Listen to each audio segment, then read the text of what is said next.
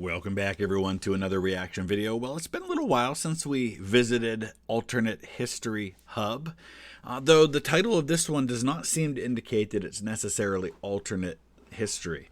It's the most underrated era in history, in my opinion, so I'm very curious to see what era he's talking about, because I have no idea. This actually showed up in my recommended videos as far as videos that my audience is watching. I mention that every so often. You can actually see what are the most common videos that your audience is watching. No, I can't go in and see your specific view history or anything like that, so don't worry. It just gives me like, okay, these are the top 20 videos that your audience, people subscribed to you, have watched in the last week. And so this showed up in there. So I'll put the link in the description below if you want to check out his channel or see this video without my commentary, which I encourage you to do. I want to give a shout out to Robert in Port Orchard, Washington, and Sandor in Budapest, Hungary. Sandor's last name is actually one of the names in my wife and kids' family tree over there in Budapest. So maybe you're a distant cousin of some kind. Let's go ahead and dive into this one. Guy has their favorite era of history. Like, you got your World War II buffs, the Civil War enthusiasts, maybe you love the medieval era, or Shogun Japan. And we all know how often men think about ancient Rome. If you're an American, then there's a general idea for how Western history is kind of gone. Let me know if this sounds familiar. First, you'll start off with ancient Egypt, or Greece, then Rome, move on to the fall of Rome, then the Dark Ages, maybe some Vikings. Next are medieval times, then the Renaissance, and then on to Columbus, then the Pilgrims, all culminating with the founders and the start of real history, which is, of course, the United States. We're the start of real history. Yeah, that's pretty much how it goes for most students. I don't know if it's changed in the years since I was in high school. That's pretty much how it goes. Now, you know, we had a year in middle school of Ohio history, for example, living in Ohio, and I'm sure other states do similar things. But that's pretty much how it goes, and I think for most students of history, we have those areas that we find are most interesting to us. And there's nothing wrong with that. You know, there's nothing wrong with somebody who grew up in America being most interested in American history. Being most interested in something doesn't mean it's more important, you know. American history is not more important than Japanese history, for example. It's just more relevant to me. The main characters of the world, baby. You could say there's a little historical blind spot, but that's kind of the general way world history is sort of viewed. Whatever the era happens to be, there's some general idea or stereotype about what that period was all about. But I'm here today to tell you about a time period that nobody ever thinks about. It's this one. The period between the 1500s and early 1700s is, in my opinion, the most underrated era in Western history, especially in the United States. Now, my claims have no actual statistical basis. I'm not gonna cite a source on this. It's just... So, he says especially in the United States, but we have to remember, if we're talking the 1500s to the 1700s, that's the earliest part of what we would call American history, but we have to remember that for most Americans of European descent, of which I am a part, our history, us European descent people, history doesn't even begin in the United States until 1607, 1620, and really the mid-1600s before the British colonies are settled in any kind of real numbers. So most of that time period doesn't really include much American history, so I get why a lot of Americans wouldn't be interested in that. He's got a point, though, that it's an interesting time because it's one of those times when technology is changing. A whole new hemisphere has basically opened up for Western history with North and South America. You've got that transition happening from swords and armor to like firearms and things like that. It's kind of a vibe I get. It's my channel. I get to say what I want. From my obtuse and very scientific observations, there's only like 3 things your average American might vaguely know of this era. 1, the Renaissance. This is the Renaissance. But that's kind of a limited term. You know, that term makes you think of art and culture and the masters. Really just anything with Italy. The second, in the English-speaking world, is usually like Shakespeare. Shakespeare in the Elizabethan era was like late 1500s, early 1600s. And in public education... Yeah, so Elizabeth becomes queen in, 1603? So yeah, that's kind of, Shakespeare kind of coincides with that. But I mean, the 1500s are fascinating too, because this is a time period when explorers are making their mark in North and South America, and you've got Henry VIII is king in England, and you've got, you know, people like Charles V for Spain and the Holy Roman Empire. And so these really famous characters of European history are coinciding with the discovery of American history. You only hear about Shakespeare in high school English. Imagine future people only knowing about today because of the pop culture of our time. Bill and Ted's There is Excellent one Adventure. major thing Americans know about this era. One that is just kind of drilled into you at a young age. And you know what it is. Pilgrims. F***ing pilgrims. And Thanksgiving. And Pocahontas. Anything after Columbus and before... Now, wait a second, though. All right, I got to take a little exception here in terms of his crossover of history. Pilgrims, Thanksgiving, that's Massachusetts. That's Plymouth. Pocahontas is Jamestown. That's 13 years earlier. Jamestown's 1607 in Virginia. The Pilgrims, all of that, Thanksgiving, 1620 in Massachusetts. For the Revolution can really just be lumped together into this vague category of pilgrims. What's kind of funny is that in public education, at least, the 1500s to early 1700s is kind of in this weird limbo. Like, you just stop learning about anything that goes on in Europe once the pilgrims actually come over here. Literally anything else across the pond is just never mentioned until the... Hey, that's actually a really good point, because once you have Jamestown and Plymouth and the Pilgrims and Pocahontas and all that stuff happening, he's actually right. We do kind of just, here in the United States, kind of stop talking about what happens in Europe in the 1600s. You know, so we don't talk about some of the incredibly important history that's going on there, because we're more focused on us now. The French Revolution. But back in Europe, like, things were still happening. A lot was happening.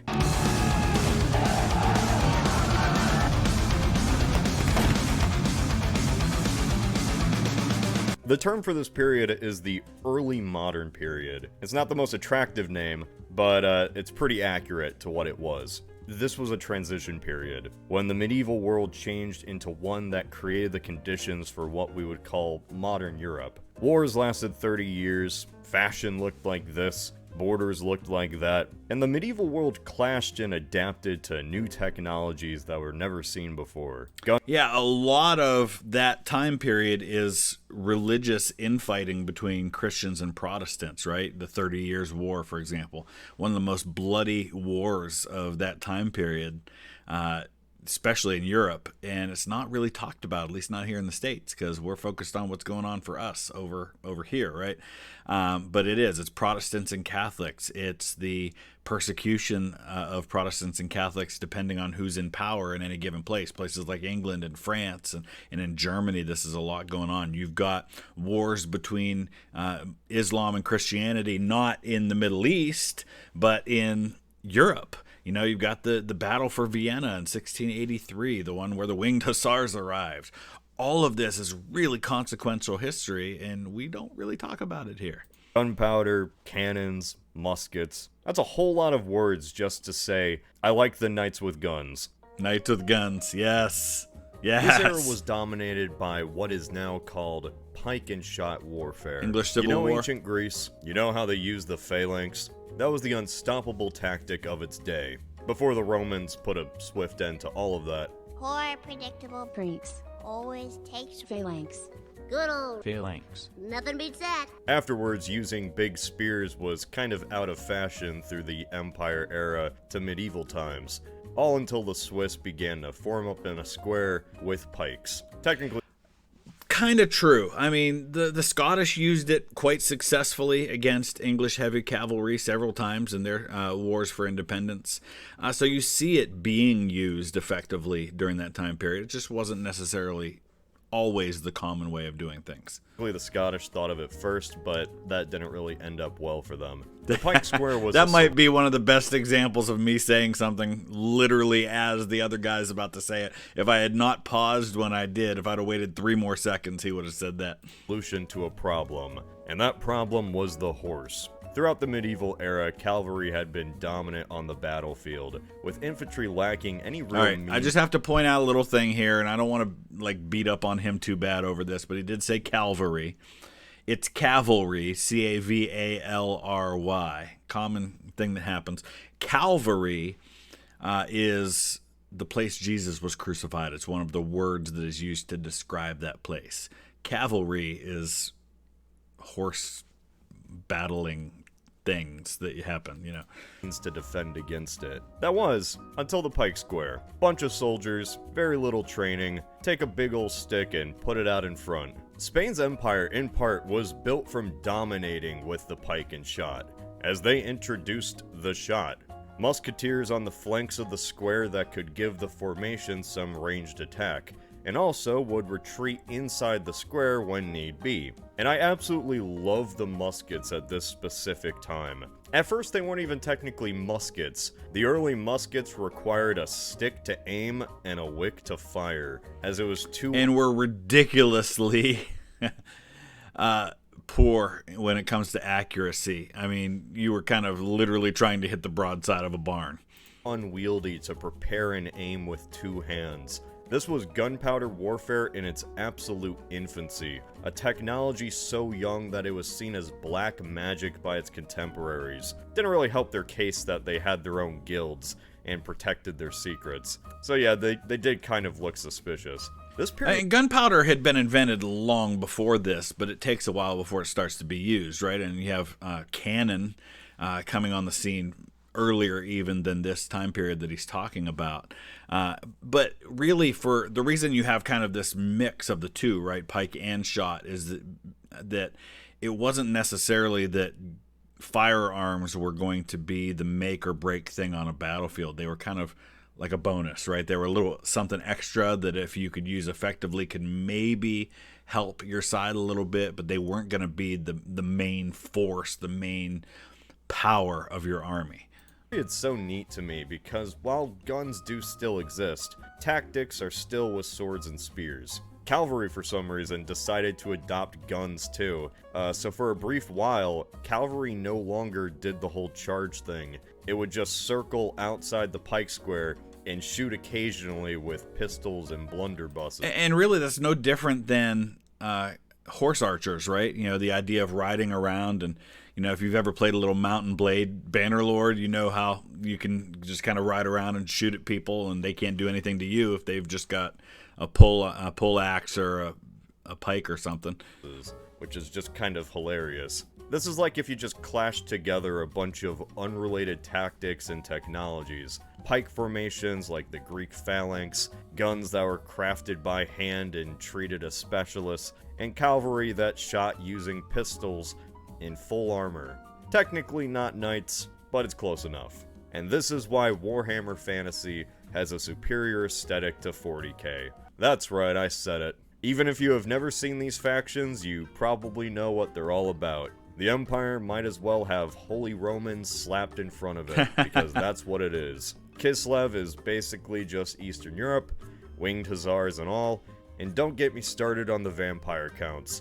Ironically, there is a faction I could accurately describe as true medieval, with knights and... I guess technically when he says Eastern Europe, we ought to be careful with that, because technically Poland's Central Europe. No? I mean, I'm quibbling over minor things. Lances, and the absolute absence of gunpowder. And that's Bretonnia. Bretonnia f***ing sucks. For me personally, I've kind of lost interest in the standard medieval era. Maybe I've just been overexposed to it, but I don't know, lately I've just been drawn to this more. At the end of the day, I like both, but one side has really goofy hats, and I like goofy hats. Now that I think about it, it's kind of tasteless to say that certain wars were neat and cool, considering a lot of people died. I don't know, what's the rule of... That's a fair point to make, and I've been accused of this myself, and I think sometimes it's just probably us nitpicking when somebody say, oh man, I really find this interesting. It makes it sound like we are glorifying war, and that's not the case. I mean, war is always destructive. It's always bad. It's always a negative. It doesn't mean there aren't just wars, right? So, the Allies going to war in Europe to liberate Europe from the Germans was absolutely a just thing, but it was horrible that it had to happen in the first place. It would have been better off for everybody if the war had never been fought at all. So I get all of that, and we can praise individual acts of heroism and things like that without necessarily praising that killing was necessary in the first place. So to express an interest in something is not necessarily to say that we think it's cool that there was war. On that, after a few centuries, I think you can say that, right? Winged It's Hussars. fascinating, at least. Fascinating because Pike and shot was just this anomaly in warfare. It can't really be compared to anything else. The states we're familiar with in many parts did exist, assuming you weren't in the Balkans, I guess. And what's cool about that is a lot of countries that aren't the strongest today were at some point in this era an absolute powerhouse. Yeah. Like Poland-Lithuania. Look at that. Poland-Lithuania dominated the East. The Winged Hussars were the military force on the battlefield, even while cavalry in the West was losing significance. Ironically, Poland was the terror to Russia, which was coming out of its own time of troubles. And for a century there, another major power in the East was Sweden. Despite their lower population, Sweden had turned the Baltic Sea into a Baltic lake, all thanks to the tactical genius of warrior kings like Charles XII and Gustavus Adolphus. It took a coalition of Poland, Russia, and Austria to bring them down. Yeah, that's absolutely true. And as I mentioned earlier, there you have, this is where kind of the battleground was between Christianity and Islam, is right in there around Vienna in that area. And when we went to Vienna a couple weeks ago, got to visit their incredible military history museum, which you're going to see some of the highlights of in a video. And they've got a whole room, like a massive room that is dedicated to these wars of the 16 and 1700s, where you see these suits of armor, but also firearms, and you see these standards of the Ottoman Turks that were captured by these armies, and you see remnants of Jan III Sobieski and his army of winged hussars that came in and broke through and ended the siege of Vienna in 1683. So cool. Funnily enough, Charles would hide out in Ottoman territory once the war turned against him. Oh yeah, the Ottomans. This era was the golden age for the Ottomans. In a way, they brought on its beginning with the fall of Constantinople, and their decline didn't really begin until... And what he means by that is that a lot of people point to the fall of Constantinople, 1453, as being kind of the end of the medieval era and the beginning of that early modern period that he's talking about here. Late 1600s, after the Battle of Vienna, though that's debatable. In a time when the Spanish were colonizing the world and France was solidifying its kingdom, the Balkans just remained under Ottoman control, unable to gain independence until the 19th century. And it makes sense why. I mean, look at that. In the 17th century, the Ottomans controlled land from Vienna to the Persian Gulf, and from Mecca to Tunisia. Almost half of the Mediterranean and...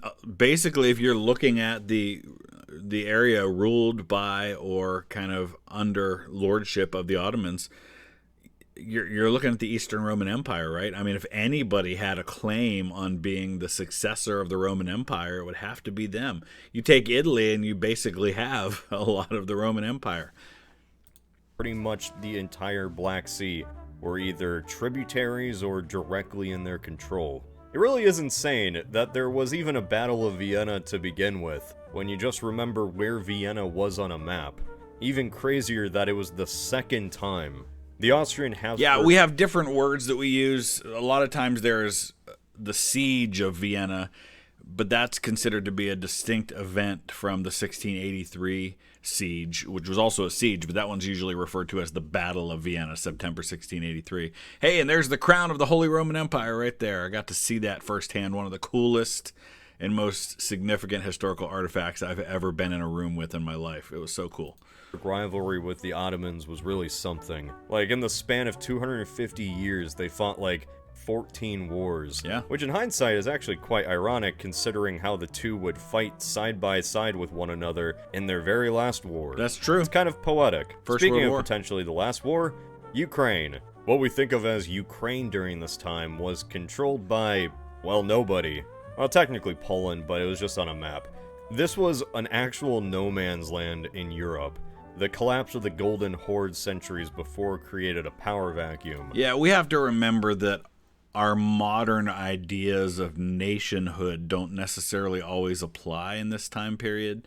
It's not like you have these very strict borders that are guarded, and as soon as you cross a particular foot of ground, you've gone from one territory to another. It's all very kind of fluid and kind of vague and hazy in some of these areas.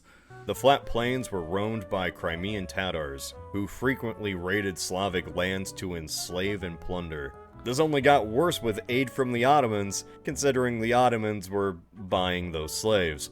This land was simply called the Wild Fields for a time, a vast plain of grasslands ruled by nobody, settled by nobody, And still being fought over to this day. where the only people that would venture into this land were tough settlers, nomads, or criminals who wished to get away from jurisdiction. Sound familiar? This is where we got the Cossacks. I just find it fascinating that a part of Europe was unsettled for so long that a lot of the settlements there are just as young as cities in the United States. Hey, speaking of dysfunctional states, the Holy Roman Empire. The HRE gets made fun of a lot, and yeah, I get it. It was a mess. Just an absolute mess. But those flaws are why I love it. Like how people love the deformed squish face of a pug. All of this was just divided into assorted lands between minor lords, major lords, independent cities, grand duchies. It was horrible, but it somehow lasted 1,000 years. Yeah, it really is such a fascinating and complex time period in history, and I don't know if there are many people that consider themselves experts on the Holy Roman Empire. I certainly have a vague concept of how it all worked, but even I would say that especially in the early centuries of the Holy Roman Empire, I could tell you very little about the constituent parts of that empire, who some of the leaders were. I mean, we think of kind of Charlemagne at the beginning stages of what becomes the Holy Roman Empire, and then we think of the Napoleonic Wars when it all comes to an end and when you start to see the modern states that will eventually form the German and Austrian empires start to kind of grow out of that. Germany in general was just the worst place to be during this time. Like, we had the 30 Years' War, Protestant Reformation, general famine, soldiers committed vast war crimes dressed like this. It was a wild time. Charles V is kind of the embodiment of this entire era. There's the chin. He's kind of the epitome of Habsburg inbreeding. He was the King of Spain. He was the Holy Roman Emperor.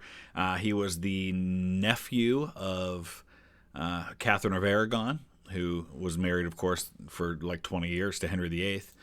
He was the sovereign over territory that we can't even fathom today Yeah, being look at a all part that. of the same region or government. And for the most part, the largest wars were fought with paid mercenaries. The very concept of a professional soldier was kind of strange. Mercenaries had always existed, but they were on the sidelines. But now, an average man could be paid to be a soldier as a career without being a lord or owning any land. And I mean, functionally speaking, I guess you could kind of say that men were mercenaries in general anyway, even when they fought for their lord, because the prime motivation at this time in history for fighting is not because you believe in a cause. It's because you're being paid to do it.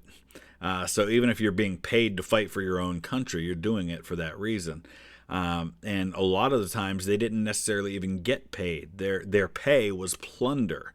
And so unless you won victories, you didn't really get paid. And so that's why you see things like the very famous story that Sabaton does a song about called The Last Stand, 1527, when you have these armies who have sacked Rome basically go on a pillaging spree, and they actually go after the Vatican and they go after the Pope and this last stand of these Swiss guards to kind of protect the Pope, because these guys hadn't been paid. And so they were looking for some way to validate their time in the service and to reward themselves for what they had done. And that had ethical questions. Like, at least in the US, being a soldier is seen as a whole thing. But in times like the 30 Years' War, a soldier was someone paid by your local lord just to protect his interests. Even if those interests were aligned with yours religiously, like being a Catholic, the fighters themselves were still distrusted and not really liked. This is probably because if the lord didn't pay them, they'd rampage through the countryside. There you go. This was a transition period. There were still kinks to figure out. Too bad the Holy Roman Empire never figured out those problems. So yeah, in this era, we saw the Swedes, the Poles, the Spanish, and the Turks all at their height. And really the ones who would come to dominate the coming centuries were still getting things figured out. That's true. Hell, England executed their king and didn't have one for a decade. There is so much I can't even get into. Like, this whole era was during what was called the Little Ice Age. So temperatures were colder than usual, and winters were harsher. Many theorize that that was what drove this period to have such conflict. Historian Hugh Trevor Roper even deemed a portion of this the general crisis because of how many revolts and wars were ongoing in Western Europe. Everything I just said that's one of the things. I've seen stuff on social media lately with like millennials talking about how rough they have it and how it's never been this bad. And I'm thinking, man, the last 50, 60, 70 years, for as much upheaval and things that we've seen through the decades, honestly, we have lived in one of the most peaceful times in world history since World War II. That doesn't mean there haven't been awful things, right? I mean, obviously, Khmer Rouge in Southeast Asia, or some of the genocides that have happened in Africa. For those people in those places, it's awful, and it's probably never been so awful. But overall, in terms of the entire planet, it's been better than it's been for most of human history in terms of death and destruction and all those sorts of things. This whole video can be dissected a million ways, so consider anything I said just riddled with asterisks. Like the 30 Years' War. Sure, it was a conflict driven by religion, but it was primarily politics and noble squabbles. The Ottomans were a constant threat. Politics and religion can't really be separated at that time, right? In some ways, some of you are going to argue, well, that's still that way, but not like it was then. Politics and religion were really one and the same. And so one or the other, it's not really even a debate worth having. To the Habsburgs, but so were the French. And the French sometimes even allied with the Ottomans to get at Austria. This was an exception to the rule, though. Everyone hated the French for doing this. The entire point of this video is that I think this era is incredibly underappreciated. And while it's crude to mainly point at the warfare and say, hey, isn't that neat? I know my audience. I know what got you guys into history. Vibes and aesthetics aren't the smartest way to get people interested, but it gets people interested. Was that Viggo Mortensen? That couldn't have been Viggo Mortensen, was it? I'm really curious, because he looks kind of like him. Vibes and aesthetics aren't the smartest way to get people interested, but it gets people interested. And at least from an American perspective, it's hilarious, because while all of this was going on in Europe, for us it was really just this. Or this. Oh damn, I completely forgot to talk about pirates. So, if you're interested in learning more, I've got some sources and channels I think you should check out. Sand Roman History is my favorite channel of this era. He has videos that talk about how Spain's military came to be so dominant. Alright, we're going to check that one out. I'll have to remember that channel and check it out. How gunpowder transformed the battlefield. He goes into depth on the 30 Years' War and is probably to blame for why I became so obsessed. Iron and Blood is a pretty good non-fiction history on Germany and the HRE in this time period. It's about the rise of Prussia, but it gives a pretty good insight into how the 30 Years' War was fought and how warfare in general was thought of during this time. Especially how the average soldier was perceived by a war-weary civilian. And hell, check out Warhammer Fantasy more. It's been pretty overshadowed by 40k. If you want a quick and fun rundown on the whole lore, check out the channel Pancreas No Work. He loves elves and he hates Bretonia, and his stuff is pretty good. I don't really know why I made this video. I just thought it'd be fun. I guess it was really just an excuse to say, I want to shoot a blunderbuss. Like at least one time in my life. I want to shoot a blunderbuss. That was really cool, and is there more? I just keep getting these annoying personalized ads. How do they... Okay, so I really appreciate that he just kind of acknowledged up front, I don't know why I made this video, I just think it's cool. And that's very honest, and I really appreciate that a lot. So I've got some new channels to check out, and I might even have to check out that book about the birth of Prussia and kind of that part of the Holy Roman Empire. Because since I went to Bavaria and to Austria, I find myself very interested in that part of history, even though I'm in the middle of a really long book on Napoleon right now. So fun stuff. We'll check it out. So before we wrap up, just want to give a shout out to a couple of folks who I don't have an address for, but you're listed as Crazy Man Joe. I love that. And Zach Load 42. I appreciate so much your support on Patreon. And I am recording a bunch of videos in advance before my trip to France. And so if you are on Patreon or a member here on YouTube, you will get to see these videos a day early. So just a little extra way of saying thank you for your support. We'll see you again soon.